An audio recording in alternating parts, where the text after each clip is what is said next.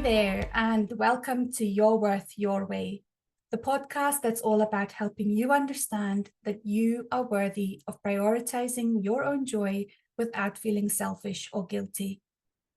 I'm Debbie Lucas, the Joy Alchemist, and each week I'll be bringing you honest, heartfelt conversations with incredible guests, coaches, thought leaders, and soulful humans who'll share their stories and insights on self-worth, confidence, personal growth, and how to create a life that feels authentically yours. This isn't about quick fixes or cookie cutter advice. It's about real talk, practical takeaways, and plenty of soulful inspiration to help you live life your way. So grab your favorite cuppa and let's dive into today's episode.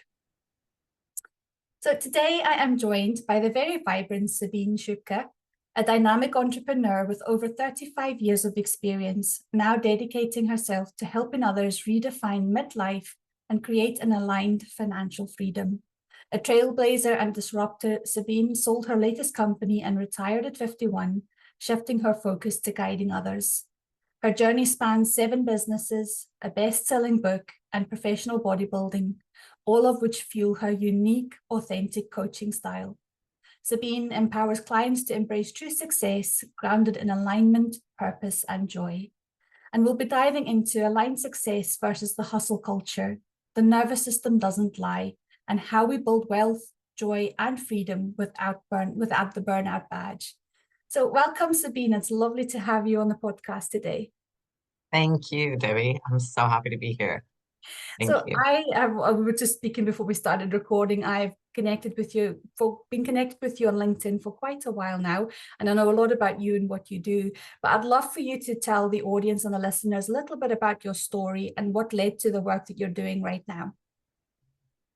So I'm originally from Germany. I left Germany on my own when I was 17. I went to Canada and I was homeless actually in Canada. And by the time I was 19, I started my first company back then on a park bench in downtown Toronto. And I've been an entrepreneur ever since. So when I've had multiple businesses throughout my life, and I'm a mom of twins that are grown now. And when I sold my last company about 2 years ago, I was tired, and I realized that there was really not much to gain anymore. Like I had created security for myself and my kids, and um, I realized there was a diminishing returns, you can say, on hustling more. And so I felt like, and it was a perfect time because my kids graduated from high school and they both ended up going to Europe. And so I'd sold my company, and I remember sitting in my house and it was echoing, it was empty. It was nobody's there anymore. And I was like, what am I doing? And I realized that I needed a break, that I couldn't just, like, intuitively, I would have just jumped into the next thing because I constantly see opportunities. But I realized it was time to take a break and maybe kind of a reset for the second half of my life. So I ended up selling everything, giving away a lot of things, all of my belongings. I narrowed all of my earthly belongings down to 2 suitcases. And on December 31st of 23, I got on a flight to Munich, and I said, I don't know where I'm going. I don't know if I'm coming back, but I'm just gonna head over there. I was drawn to the German Alps for some reason, I think because my grandfather used to have a place there. And that's where I went. I basically sat on a mountain for 10 months in isolation and just completely disconnected from it all. And I wanted to see what comes up, like what I needed to work on and what I had been putting under a rug throughout my life, and also what was next for me, what like my soul was calling for to do, because I felt like I hadn't listened. I'd just been running and running and running, and so and after about 10 months, I wanted to come back and give back.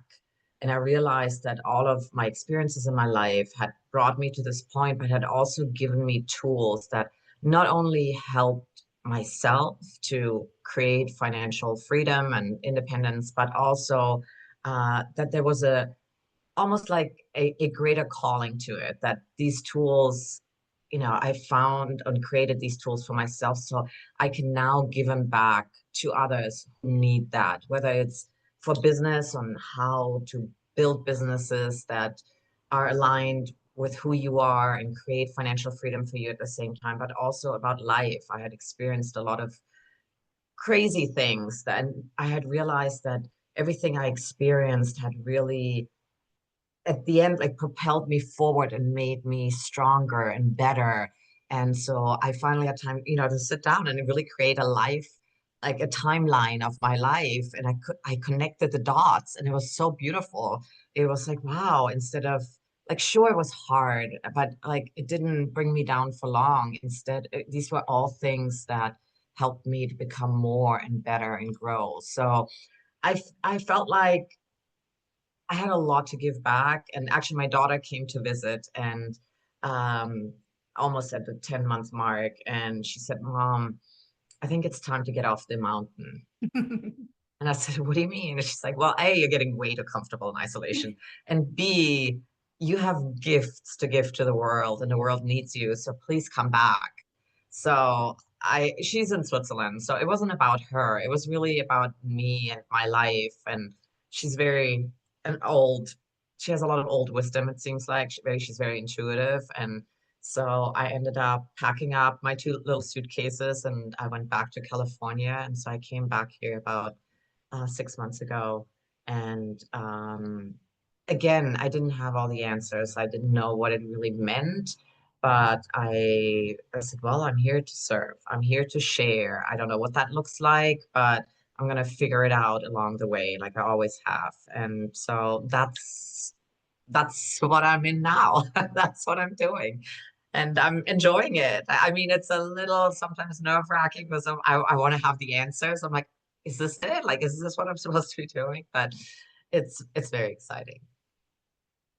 Wow, what a journey. When you were talking about, your 18-year-old self and going over to a new country and, experiencing a period of homelessness and things as well. And, like I was 23 when I came over from South Africa to the UK. So, I was a little bit older, but I appreciate just what a big, massive step that is. And, that's a leap of faith in itself. And I think, as you said, like, doing a kind of timeline and joining the dots, and seeing just how far you've come is so important. And as I was stepping out of full-time employment into this new coaching role that I'm doing at the moment, I kind of did something similar to myself and looked for all the evidence throughout my lifetime where I took those leaps of faith, where I didn't have the answers. And even though I was unconscious up until maybe about 4 or 5 years ago, there was still something within me that trusted in myself and trusted that everything would work out. And so I love that there's some resonance there, and it will resonate with a lot of other people's journeys as well. But I think coming back to the bit that you said about, you don't have all the answers, that is such a critical part in, living within your purpose and also trusting that everything will work out, because we don't always have the answers. And I'd like to kind of explore with you, like, how do you cope with the unknown? How do you kind of get up every day and you don't know what that's going to look like? You don't know what's going to happen from one week to the next, from one month to the next right now. What kind of practices do you have to keep yourself grounded and to keep yourself moving forward with that vision within your purpose?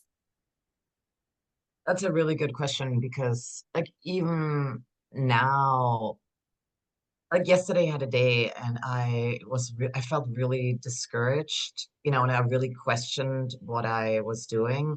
And I thought this is a little crazy if somebody's looking in from the outside. Like gave up like really good income, the Mhm. business, I gave it all up and what am I doing? But then I remind myself of what it feels like when you're in purpose.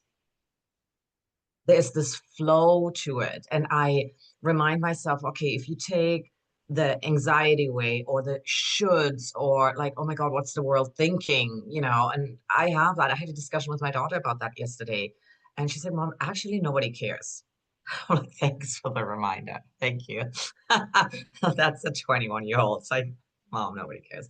But when you strip all of that away, all of that, because it really does just love and fear, right? If you strip all the fear away, like what are you left with? And I'm left with a heart that is so full. And I get confirmation of what I'm doing, that it is correct by just checking my messages on LinkedIn.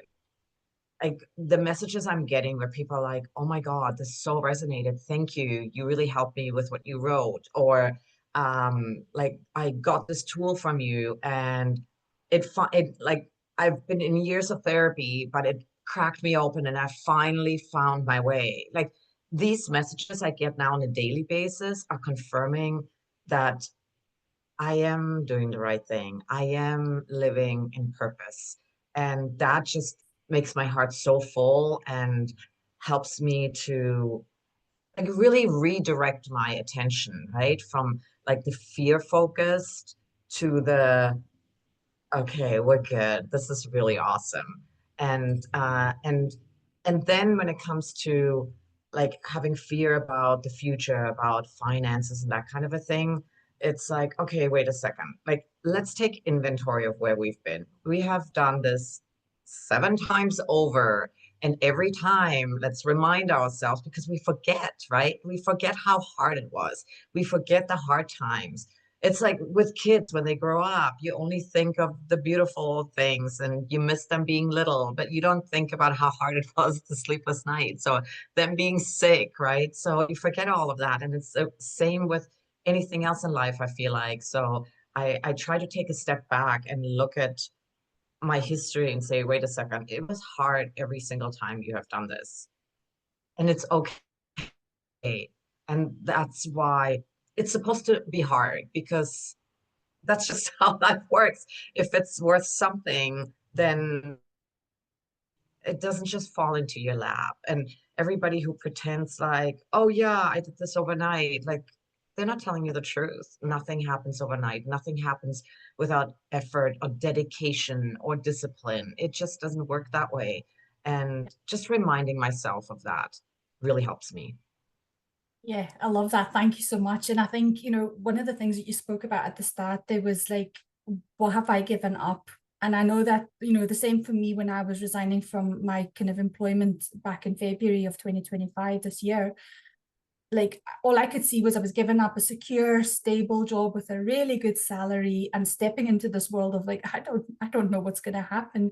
But I kind of did a lot of reframing and I think that's what you got to there as well when you were speaking was it's like, what are you left with after the fear? And it's that drive and that purpose and that your heart being so full and seeing the difference that you're making on every level for different people.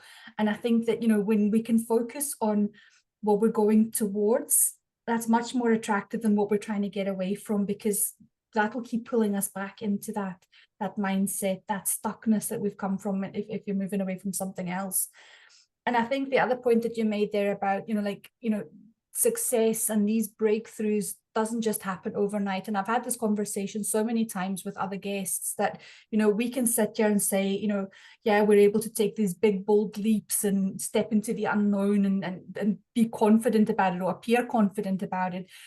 But it's been, for me, years of mindset work to get there. Yeah, the decision was a moment in time, and that seemed to kind of almost be like from one day to the next I decided I'm resigning from my job, or you decided I'm selling my business. But actually to get to that point has been a lot of soul searching and a lot of hard work, as you say, in terms of the internal shifts that you need to make. So is there anything that you can share with us in terms of one of the biggest shifts that you had to make, that you're like, hustle doesn't necessarily mean success, that you felt worthy to kind of step out of hustle business, all the hard work, and kind of step into this life that's slower and more meaningful?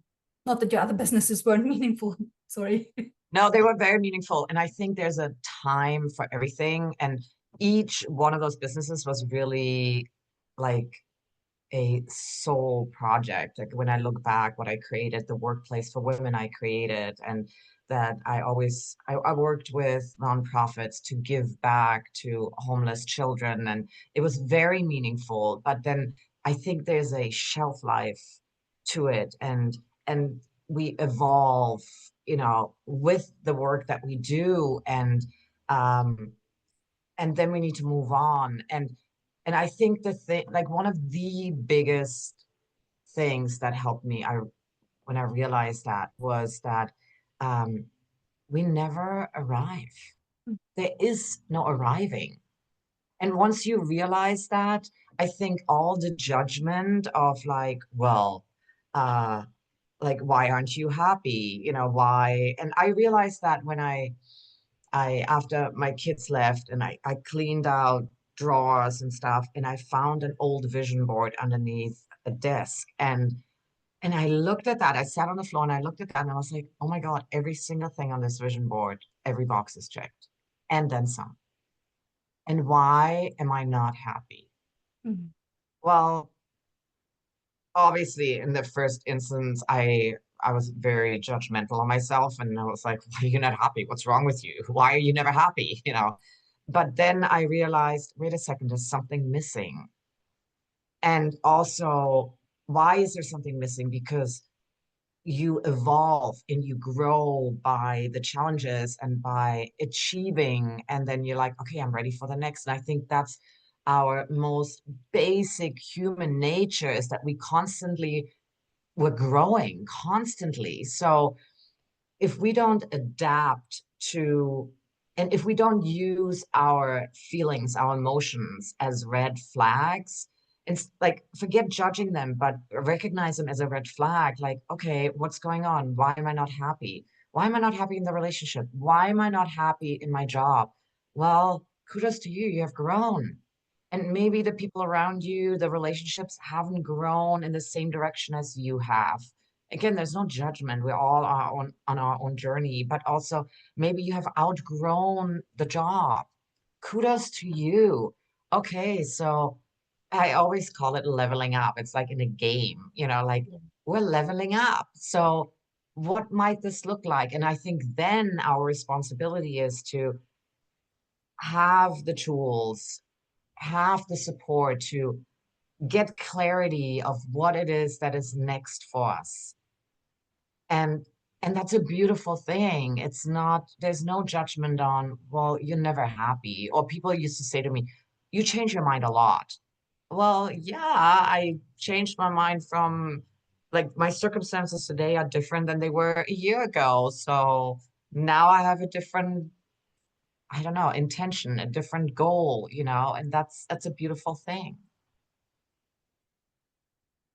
I love what you've said so much there. And I think that bit about evolving is so, so important. I think, I remember a time in my life where, or two times in my life actually, where I remember saying to myself, really more than to anybody else, like, I'm not unhappy, but I'm not happy. And I was kind of like, life was okay. I had a good job, I had a partner, I had my son, I had a lovely home, but there was just something that felt missing for me. And I think that bit about like, you know, you're allowed to shift, you're allowed to change. And, you're the epitome of that. Your 7 businesses. I've had, 3 or 4 iterations of my business now as well, as I've kind of evolved over time. And I think, I always describe it as, as we grow and evolve, we see ourselves, we see the world, we see what we do through a different lens. And that's so important. And, sometimes, as you say, what we're doing, who we're with, doesn't align with that new version of ourselves. And that's okay. It can be very scary. I've had 2 separations with, two marriages that have ended because I have shifted and moved on and people haven't grown with me. And, it's scary at the time, but here I am, I'm sitting, I'm okay. And I think the crux of what you said there for me is, you know, we never arrive. And I've just started reading a book called The 5 Types of Wealth by Sahil Blue. It was recommended by somebody that I really respect. I can't remember who it was on social media. But he talks about very much what I embody in the work that I do, that joy and happiness is the foundation of manifesting your life. And it's not the destination, it's embodying that joy and happiness now. Because if you're constantly chasing the next thing that you think is going to bring you happiness, you're never going to get there. Because once you achieve that, as you say, you're going to sit with that vision board or that accomplishment and go, but now what? Now, so now I'm not happy. But when you can embody and embrace joy and happiness every day, every moment, even the small things, that's taking you closer to that life. And that's where the quantum leap, or that collapse in the timeline bit that a lot of people talk about, comes in, because you're already living it. You're already Yeah. happy.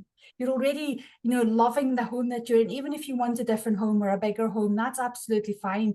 But if you love and take care of what you've got just now, that's with joy and with gratitude, that's where things grow and blossom and evolve.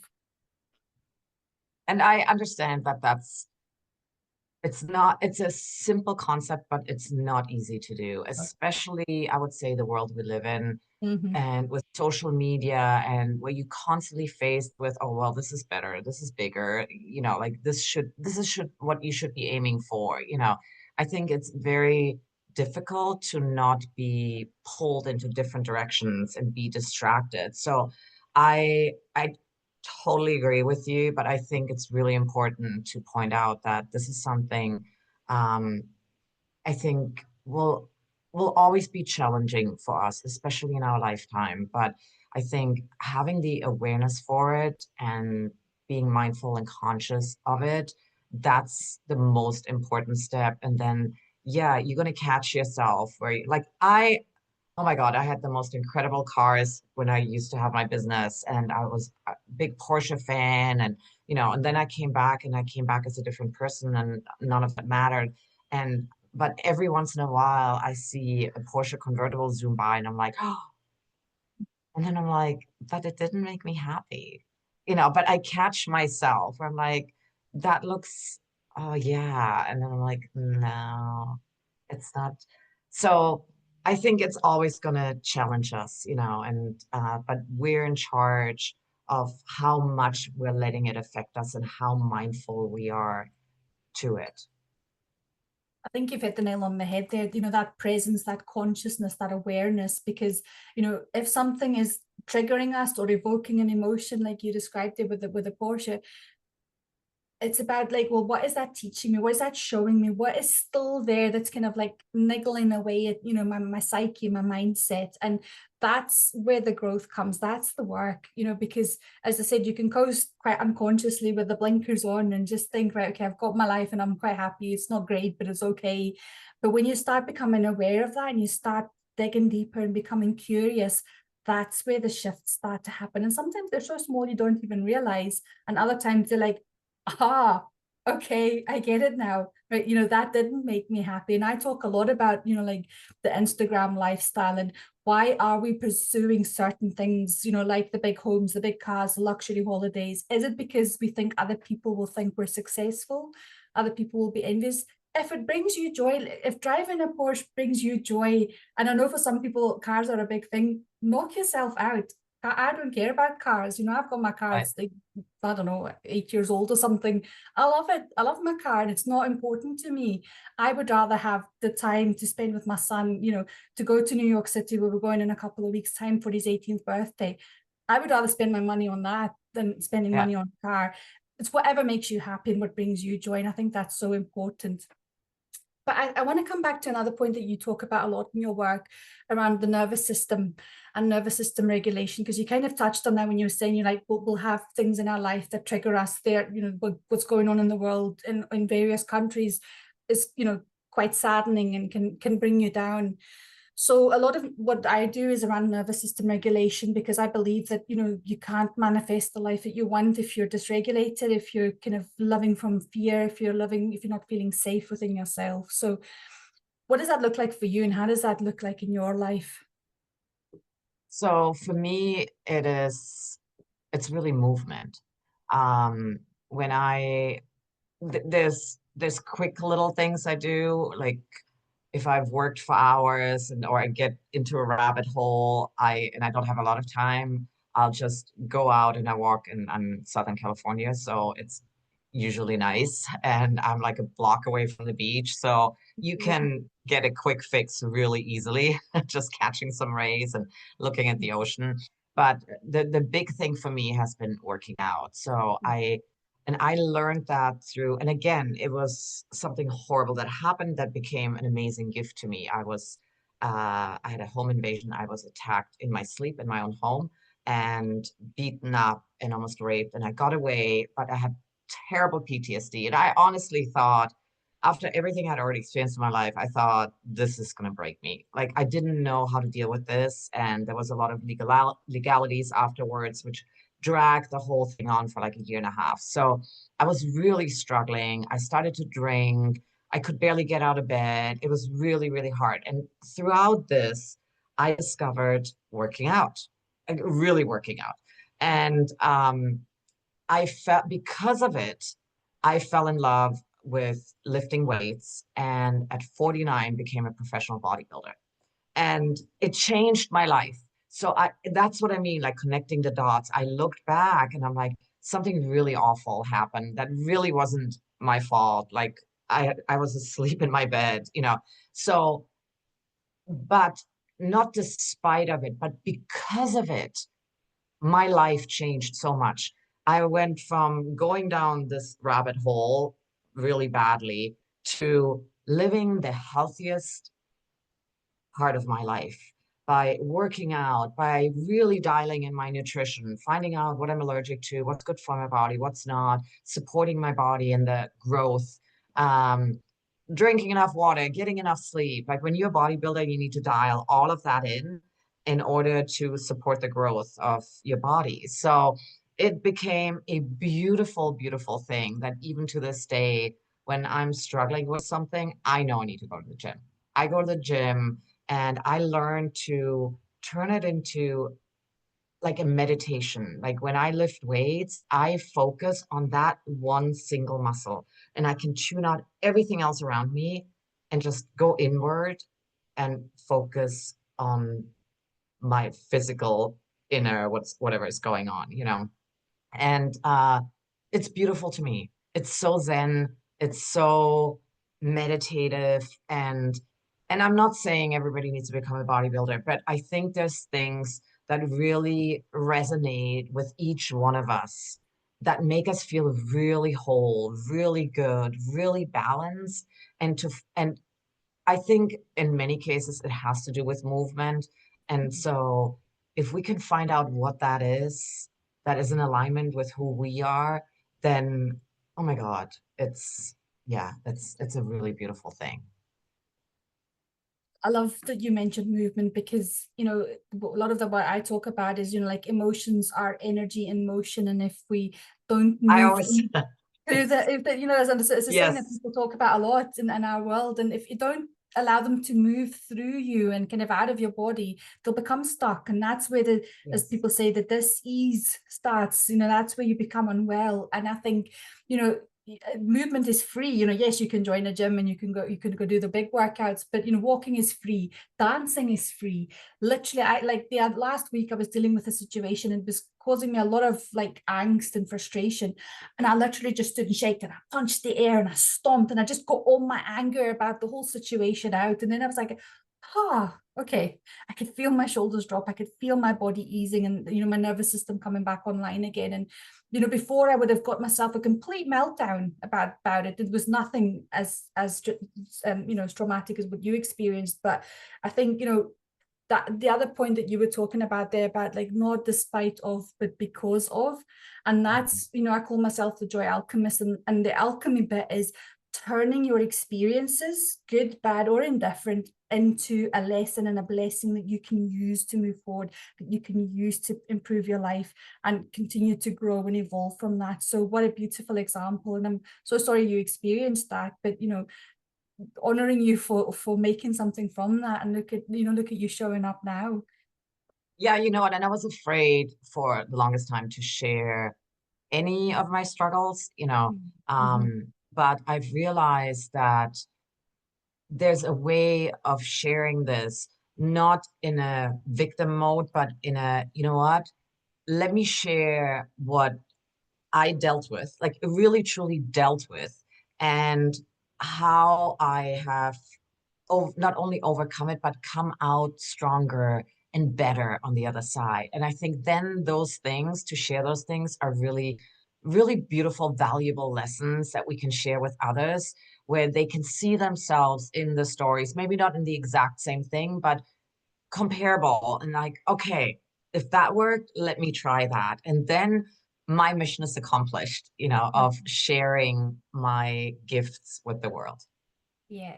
And I think it's so important that, women are speaking out about these kind of experiences because, as you say, it might not be the exact same as somebody else, but it hopefully gives someone else the courage to actually, speak their truth and tell their story and stand up for themselves. Because too often, the world creates victims and, society kind of plays on that victim mode. And if we don't stand up for ourselves and for each other, then, we're always going to be stuck in that loop.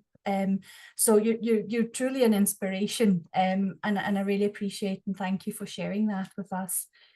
I So also, if I can add to this, I also believe that if we share the things that are maybe not that nice and that we struggled with versus the Instagram life, where everything is so beautiful and everything is perfect and I got it all figured out, I think we open the doors to like reaching a hand to somebody who needs the help, because you're not going to go to somebody who is all perfect and shiny, and that's for me, I realized, and that's like the approach I've been using on LinkedIn, like as you've probably seen from my posts, like I really lean into sharing from my heart and my soul and my experiences.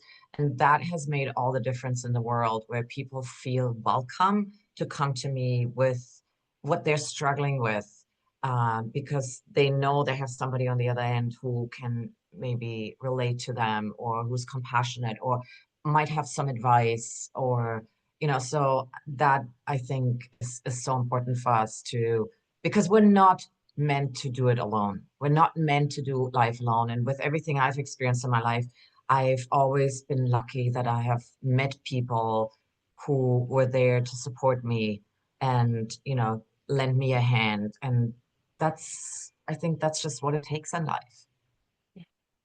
and I think such a beautiful example of, how showing up authentically in life, and, whether you're a coach, whether you're in employment, whether you're a mother, a friend, a daughter, whatever it is, if you show up as yourself, you open up the door for other people. And it's that proverbial hand reaching out and kind of offering that to other people. I think, as you said there, when we present as polished versions of ourselves, we become a bit untouchable. And sometimes that can be a mask and a protective measure. But when you start doing this work, you realize that that's actually creating a disconnect with what you Yeah. really want from life. So, thank you for sharing that. So I'm going to shift lanes ever so slightly. Joy is a big focus of this podcast. So I'd like to ask you, how do you intentionally create joy within your everyday life? And what advice would you give to women who are struggling to do the same for themselves? I think one of the big things is to break out of our habitual living. Mm. Because if we every day is the same and we do the same thing, like nothing stands out, and the days just merge into each other, like, and there's the mindfulness, the presence is just not there. And when we change up things and change up our routine and do things that maybe we think, like, who does that? Like, who gets up in the middle of the morning and, I don't know, goes down to the beach and sits on the rocks for 20 minutes, But oh my gosh, what you get back from that is so much amazing energy, and the resilience and the endurance and the discipline that comes after that is worth so much. And also to be more present for others, because if you're just in your thing and you have the blinders on and you keep going and pushing, that's really admirable. But it's really, when it really comes down to what's important in life, it doesn't work. It's not effective.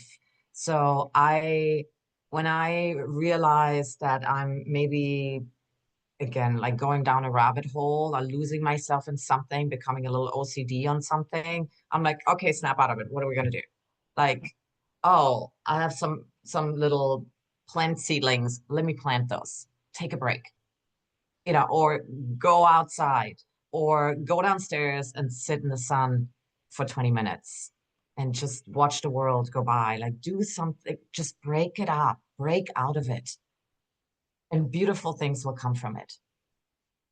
As they say, variety is the spice of life. And I love that you said, just change it up, because when my son was born in 2007, and I went back to work full time when he was 8 months old in 2008. And I just was on that hamster wheel of routine and monotony. And it wasn't until the pandemic, really, as probably for a lot of people, that's what shifted a lot of things, and kind of people made big life changes during that. But that's when I realized, actually, right, that kind of broke my state. And I was like, whoa, okay, we're 12 years on now from when I went back to work, almost to the day.